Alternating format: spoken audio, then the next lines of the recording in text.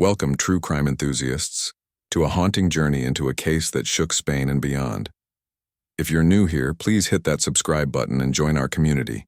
It means the world to creators like me. Your likes, comments, and shares fuel this channel. So let's dive into this gripping story. In May 2023, a quiet neighborhood in Malaga became the epicenter of a horrifying discovery. Spanish authorities responded to a frantic call, uncovering the lifeless body of a young woman brutally stabbed. The suspect, a man with a chilling past, fled, but was soon apprehended. Yet this tragedy was merely the tip of the iceberg. It unraveled a 9-year-old mystery that revealed a hidden truth so shocking, it left even seasoned investigators reeling. This is the story of Sabora Gagan, Paula, and the man who bound their fates in a web of violence and deceit. In a small village, a cat named Whiskers discovered a magic fish in a pond. The fish promised 3 wishes in exchange for its freedom. Whiskers wished for endless fish, a cozy bed, and a bell that rang softly. The fish granted all 3 wishes and swam away, leaving Whiskers content and purring in the sun. Born on September 14, 1991, in the small town of Tirana, Albania, Sabora Gagan was a beacon of light from her earliest days. Her infectious smile and boundless energy earned her the nickname TB among friends, a nod to her vibrant spirit. Sabora's childhood wasn't without hardship. After her parents' divorce, her mother, Elisabetta, relocated the family to Rome, Italy, seeking a fresh start. Life in Rome was far from easy. Financial struggles were a constant shadow, but Sabora's optimism never wavered. She dreamed of becoming a teacher, inspired by her love for children and her desire to shape young minds. To support her family, she took a job as a waitress at a local cafe, balancing work with her ambitions. Sabora's striking beauty and grace opened doors to the modeling world. At 17, she won a regional beauty contest, her poised demeanor and radiant charm captivating judges. Yet her heart remained set on education, modeling merely a stepping stone to fund her dreams. Her life took a pivotal turn at 18 when she met Marco, a 31-year-old chef with a magnetic presence. Marco's charm masked a troubled past, divorced, with a history of aggression and substance abuse that had drawn police scrutiny. To Sabora, he was a man seeking redemption, and she fell for his promises of a shared future. Their romance blossomed quickly, but cracks soon appeared. Marco's jealousy surfaced, his temper flaring over trivial matters. Elisabetta, ever protective, urged Sabora to reconsider, sensing danger in Marco's controlling nature. Yet Sabora, perhaps seeking stability after a turbulent youth, dismissed the red flags. When Marco proposed moving to Spain for better job prospects, Sabora saw it as a chance to build a new life. Against Elisabetta's pleas, she packed her bags and followed him to Torremolinos, a sun-drenched coastal town near Malaga. Welcome, true crime enthusiasts, to a haunting journey into a case that shook Spain and beyond. If you're new here, please hit that subscribe button and join our community. It means the world to creators like me. Your likes, comments, and shares fuel this channel, so let's dive into this gripping story. In May 2023, a quiet neighborhood in Malaga became the epicenter of a horrifying discovery. Spanish authorities responded to a frantic call, uncovering the lifeless body of a young woman brutally stabbed. The suspect, a man with a chilling past, fled, but was soon apprehended. Yet this tragedy was merely the tip of the iceberg. It unraveled a 9-year-old mystery that revealed a hidden truth so shocking it left even seasoned investigators reeling. This is the story of Sabora Gagan, Paula, and the man who bound their fates in a web of violence and deceit. In a small village, a cat named Whiskers discovered a magic fish in a pond. The fish promised 3 wishes in exchange for its freedom. Whiskers wished for endless fish, a cozy bed, and a bell that rang softly. The fish granted all 3 wishes and swam away, leaving Whiskers content and purring in the sun. In 2011, Sabora and Marco settled into a modest house in the Laurel neighborhood, steps from Torremolinos' golden beaches. On the surface, their life seemed idyllic. Sabora landed a waitressing job at a bustling seaside restaurant, her warm smile winning over patrons. Marco worked as a pizza chef, his culinary skills earning praise. They rented a cozy home, and Sabora's calls to Elisabetta brimmed with optimism. She spoke of weekend strolls along the promenade, the salty breeze in her hair, and plans to save for her teaching degree. But beneath this facade, tensions simmered. Marco's job instability became a recurring issue. He cycled through positions, blaming employers for his dismissals. His irritability grew, fueled by jealousy over Sabora's interactions with customers. Small disagreements escalated into shouting matches, Marco's voice echoing through their thin walls. Sabora, once confident and outgoing, began to withdraw. When Elisabetta visited in 2012, she was struck by the change in her daughter. The lively girl she knew seemed subdued, her eyes shadowed with unease. Arguments erupted in Elisabetta's presence, Marco's anger barely restrained.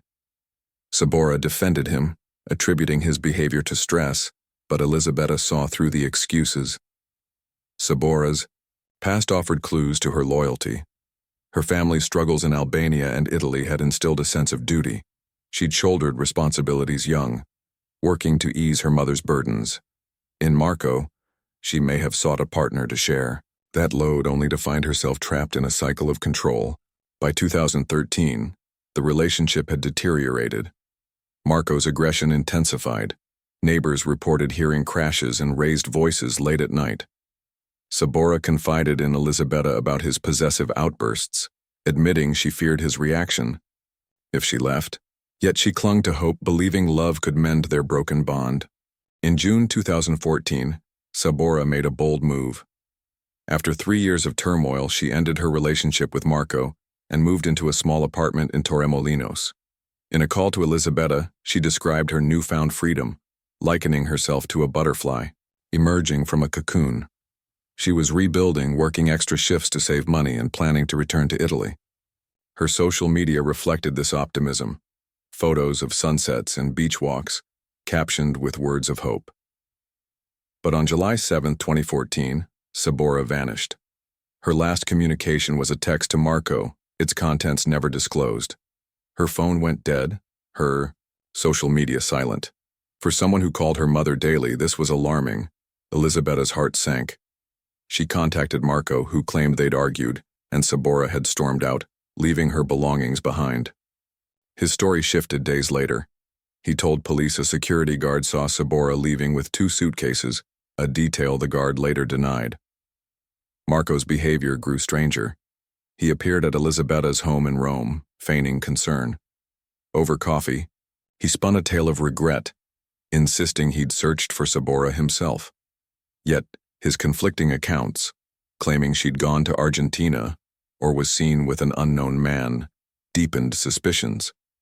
Elisabetta, unconvinced, filed a missing persons report with Spanish authorities. Sabora's disappearance baffled investigators. Her apartment held her clothes, passport, and personal items untouched. Friends reported no signs she planned to leave. Her bank account showed no activity. Her residency permit had expired, and rumors surfaced she'd used a forged ID to travel to Italy. Elisabetta recalled Sabora's fear, her daughter once saying she'd need to disappear to escape Marco's grip. Had she gone into hiding, or had something darker occurred? The investigation stalled, leads drying up as Marco resumed, his life seemingly unburdened. While Sabora's family clung to hope, Marco reinvented himself. He shaved his head, grew a beard, and frequented a local gym, projecting an image of discipline. He joined a shooting club, a detail that later chilled investigators. New relationships followed, but each ended in complaints of aggression. In 2015, Elisabetta's media campaign kept Sabora's face in the news, but Marco remained elusive, dodging scrutiny. His neighbors saw a friendly man, always ready with a smile, yet those close to him sensed a volatile edge. By 2020, Marco was living with Paula, a kind-hearted woman with a troubled past. They had a child together, and to outsiders they appeared a typical family. But Paula's life was far from stable. She confided in co-workers about Marco's physical abuse, her voice trembling as she described his outbursts. Financial struggles compounded their issues. Marco's inability to hold a job left them reliant on Paula's income. Victor Molina, their landlord and employer at a local pizzeria, offered them an apartment and jobs, hoping to ease their burdens. Paula thrived at work, her dedication earning Victor's trust. Marco, however, clashed with staff, his temper flaring over minor issues. Victoria, Victor's sister and Paula's confidant, grew alarmed by Paula's stories. Marco's aggression wasn't confined to home. He damaged a restroom door at the pizzeria, accusing Paula of meeting coworkers in secret. Victor reassigned him to another location, but tensions persisted. Paula revealed a heartbreaking truth. She stayed with Marco to regain custody of her older children, removed after authorities found drugs in their home. Drugs Paula insisted were Marco's. Her dream was to save enough to leave, but fear kept her tethered. On May 16, 2023, Paula was in high spirits, planning a relaxing evening after a grueling shift. She texted Victoria, joking about a glass of wine and a movie. But by morning, tragedy struck. At 11:30 a.m. on May 17th, screams echoed from Paula and Marco's apartment. Neighbors recognized Paula's voice pleading for help. Victor, nearby, rushed to the scene with a coworker pounding on the door. Faint sobbing gave way to silence.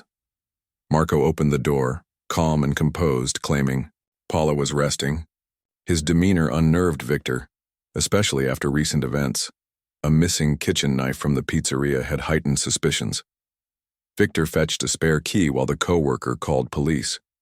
Marco, sensing the net closing, slipped out of the building. When authorities entered, they found Paula's body, blood-soaked and lifeless, with multiple stab wounds. Forensic teams swarmed the scene, confirming she'd been dead for hours. Marco was apprehended that afternoon at a cafe, sipping coffee as if nothing had happened. His arrest marked the beginning of a chilling unraveling. During interrogation, Marco dropped a bombshell. He confessed to killing Sabora Gagan in 2014, claiming it happened during an argument. He'd hidden her body in their shared apartment and offered to lead police to it. Investigators, focused on Paula's case, initially sidelined his claim. But Elisabetta, informed of Marco's arrest, demanded action. On June 6, 2023, police searched the apartment Marco and Sabora had occupied. Discrepancies in the building's blueprints led them to a neighboring unit. Behind a bedroom wall, they broke through to a concealed space. Inside a wooden box packed with lime, they found a plastic bag containing a blood-stained knife, wilted flowers, and Sabora's personal items. A sleeping bag held human remains, tattoos matching Sabora's description. DNA tests, using a sample from Elisabetta, confirmed the remains were Sabora's. Marco's confession, though later retracted, had led to the truth. He admitted wrapping her body, covering it with flowers, and sealing it in the wall, claiming fear drove his actions. Forensic analysis revealed Sabora died from multiple stab wounds mirroring Paula's fate. In January 2024, Sabora's remains were returned to her family. A funeral in Italy drew loved ones who released balloons with messages of love, a poignant farewell. Marco faced trial for Paula's murder, charged with gender-based violence and homicide. In a 17-page letter, he admitted responsibility but claimed self-defense, alleging a debt dispute and infidelity sparked the fatal clash. The wounds on Paula's back debunked his story. For Sabora's case, he spun a wild tale of Albanian mafia involvement, claiming they killed her over a $5,000 debt. No evidence supported this, and his history of lies undermined his credibility. By May 2024, Paula's trial continued, with a jury set to decide Marco's fate. Sabora's case reopened, awaited further proceedings. Elisabetta, after 9 years of relentless advocacy, found bittersweet closure. Her daughter's dreams of teaching, of freedom were stolen, but her fight for justice endured. Sabora and Paula's stories are a stark reminder of the dangers of abusive relationships and the urgent need for intervention. Thank you for joining me in this heart-wrenching tale. If this story moved you, please like, comment, and share to spread awareness. Subscribe and hit the bell for more true crime stories that uncover the truth. Let's honor Sabora and Paula by learning from their tragedies and advocating for change. Until next time, stay safe and stay curious.